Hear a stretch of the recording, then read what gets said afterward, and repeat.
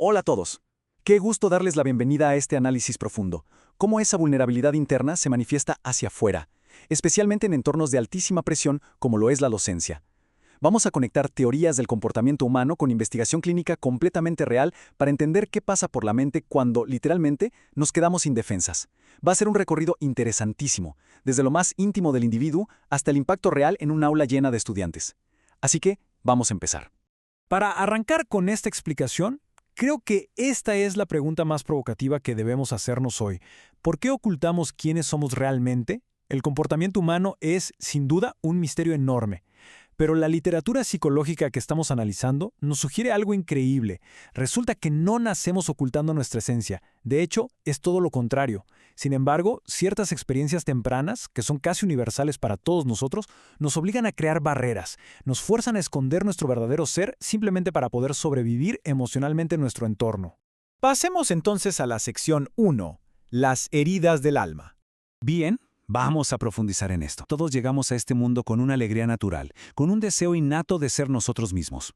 Pero, poco después de nacer, descubrimos que expresar ese verdadero ser altera el mundo de los adultos. Aprendemos de una forma muy dolorosa que ser natural es, bueno, causa conflictos. Y esto genera lo que la autora llama heridas del alma. La investigación agrupa todo este sufrimiento temprano en 5 heridas fundamentales, y frente a cada una, adoptamos una nueva personalidad, una especie de máscara, diseñada exclusivamente para sobrevivir a ese dolor. Es como un escudo. Por ejemplo, quien sufre de rechazo se vuelve huidizo para que no lo vean y no lo vuelvan a lastimar.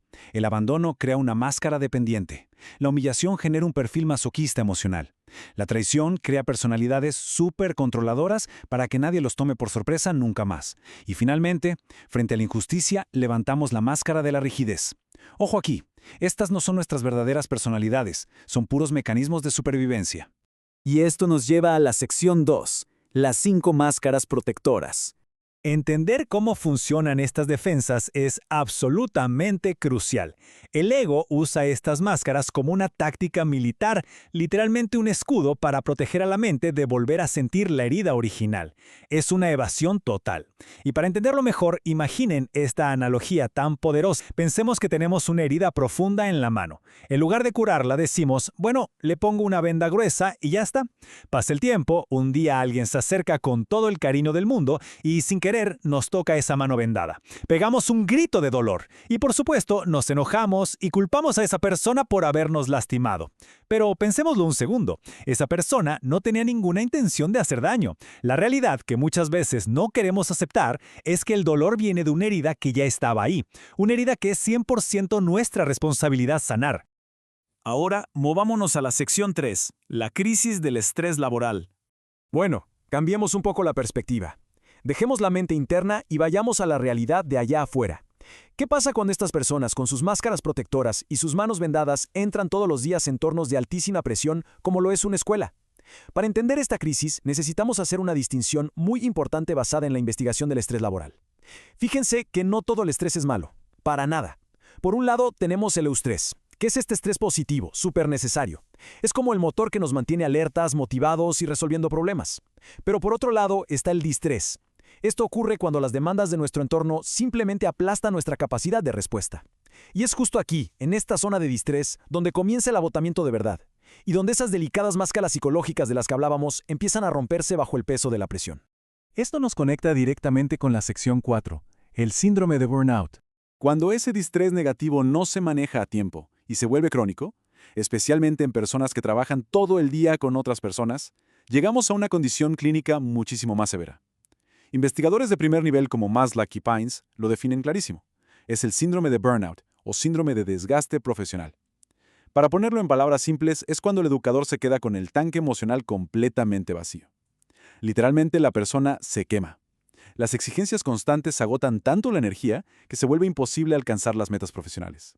Y ojo, no estamos hablando de estar simplemente cansados al final del día.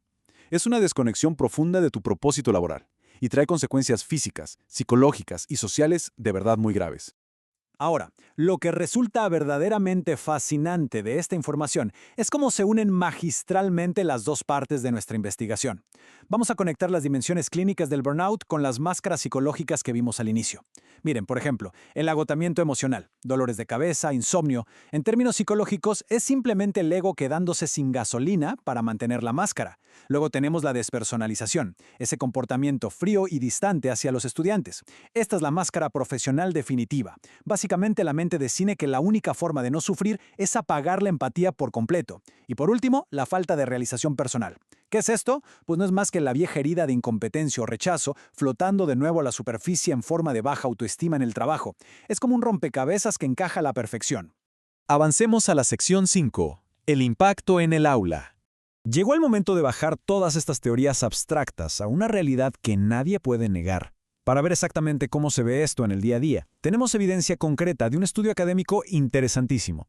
Fue realizado en la Escuela Secundaria Técnica número 52 en Delicias, Chihuahua, y publicado por la Rediech. A través de historias de vida, entrevistas y observaciones muy rigurosas, este estudio logró documentar cómo el desgaste extremo de un solo maestro no solo lo afecta a él, sino que se expande y contamina estructuralmente todo el ecosistema del colegio. Los datos de esta investigación nos ponen enfrente un espejo muy crudo y muy real de lo que está pasando en las escuelas. Y miren las manifestaciones específicas. Los comportamientos que documentaron los propios estudiantes y el personal administrativo son realmente alarmantes. En lugar de guiar y enseñar, un docente con un nivel de burnout avanzado empieza a platicar sus problemas personales más íntimos con adolescentes. Se vuelve sumamente conflictivo, buscando los errores de sus colegas para usarlos como un arma en su contra. Pero lo más fuerte que encontraron fue que estos docentes parecían disfrutar de los problemas de los demás, creando lo que los investigadores llamaron un ambiente escolar hostil y repulsivo.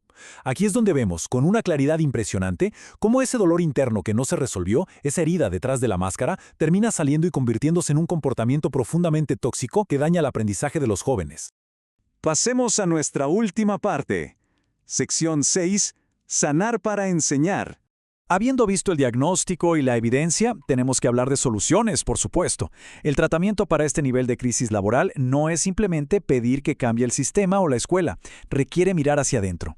El punto crucial a entender es este. La verdadera transformación y la recuperación del burnout exigen que dejemos de echarle la culpa al mundo entero. A nuestro ego le encanta creer que la culpa de nuestro dolor siempre la tiene alguien más.